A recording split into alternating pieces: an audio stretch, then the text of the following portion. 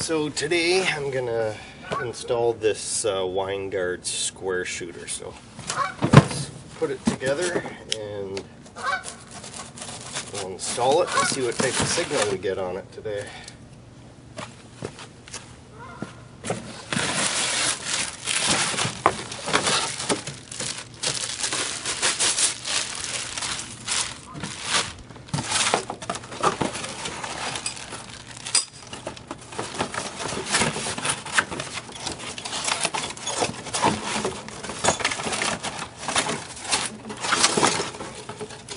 Have all our parts. We've got our mount, we've got our bracket for the back side of the antenna, our power supply and cable.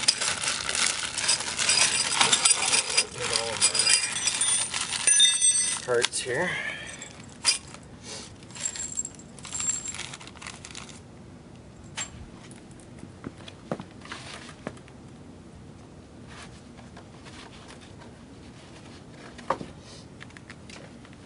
It uses a number 3 Phillips to put the back mounting bracket on the back of the antenna. Very easy to put together these things.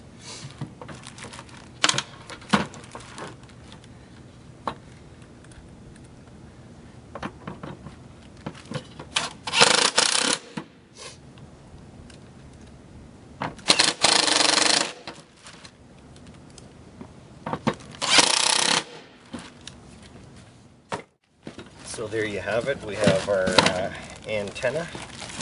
We have our mount. So we're going to go up. We're going to install the mount on the roof. The antenna, of course, just fits onto the mount. It comes with lag screws already. So this is a great complete antenna kit. It has pretty much everything you need to do an installation other than the coax cable, which is not expensive. So let's go up on the roof now and we'll start the install.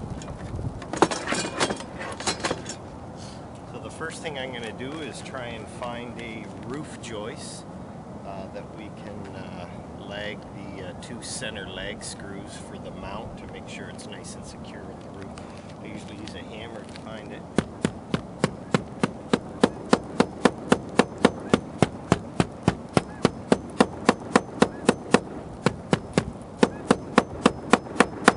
So that's the roof joist right there. Get my tools.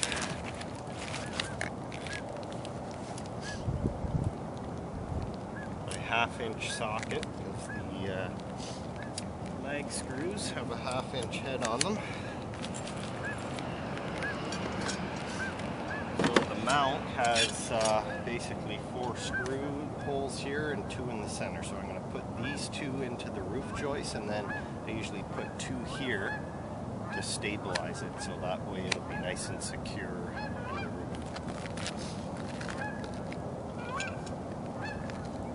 Double check where my rafter is, roof rafter.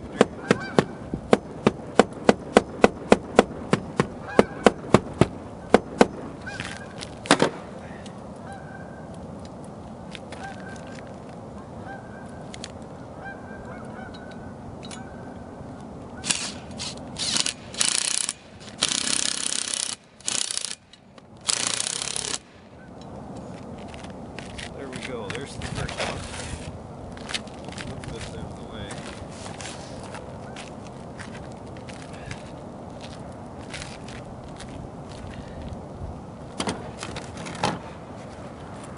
You can see better.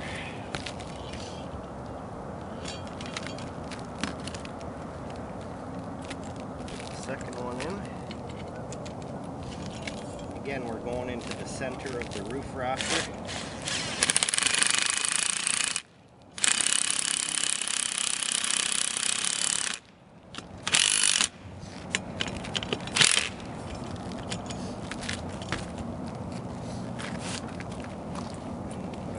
Stabilize it.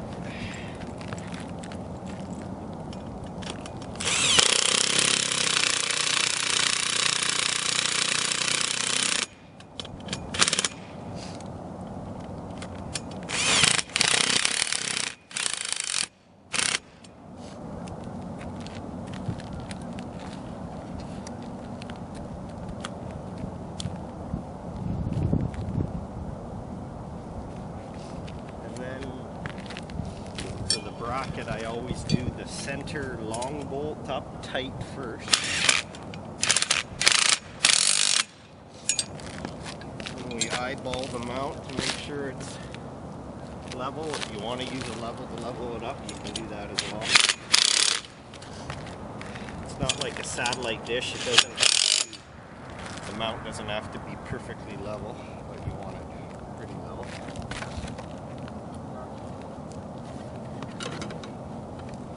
And you just undo these bolts on the back of the antenna mount a bit here.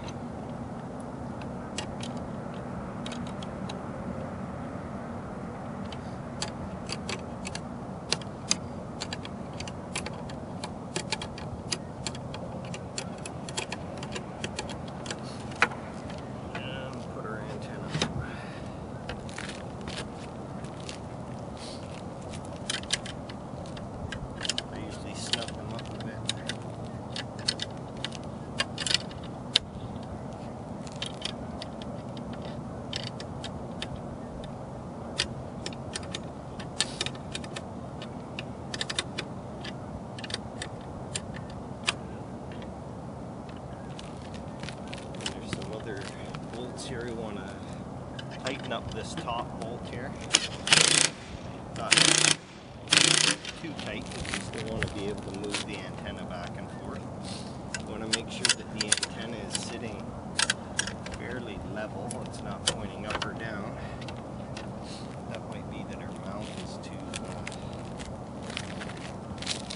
Our mount is not level, maybe.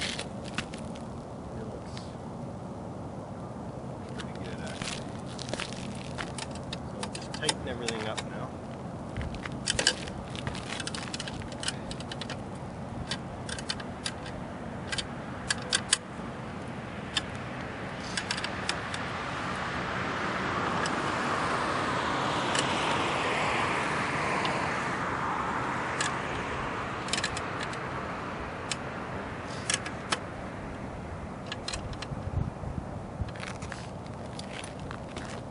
Okay, so we have our cable run up here. We're going to get our cable connected. I'll show you where we're connecting it up downstairs, and then we'll see how many channels we get. I'm just going to do the put the connector on the cable here and get it all connected up. I'm just using regular wire strippers. I like to use these compression connectors here. They have a rubber seal in the end which helps to keep out moisture and the cable shorting out if it ever gets water in it.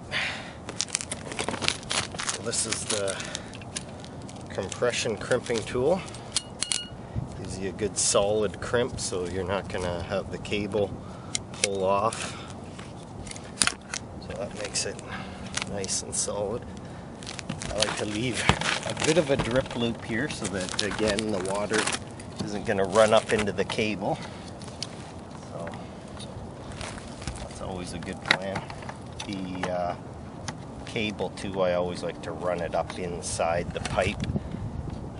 It makes the installation look a little neater when it's run up inside the pipe.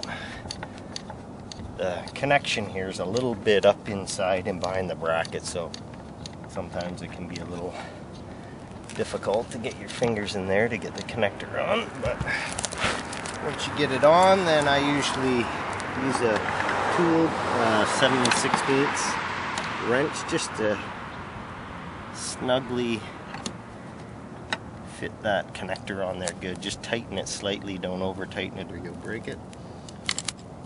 And that's it for on the roof here. We got our mount all installed.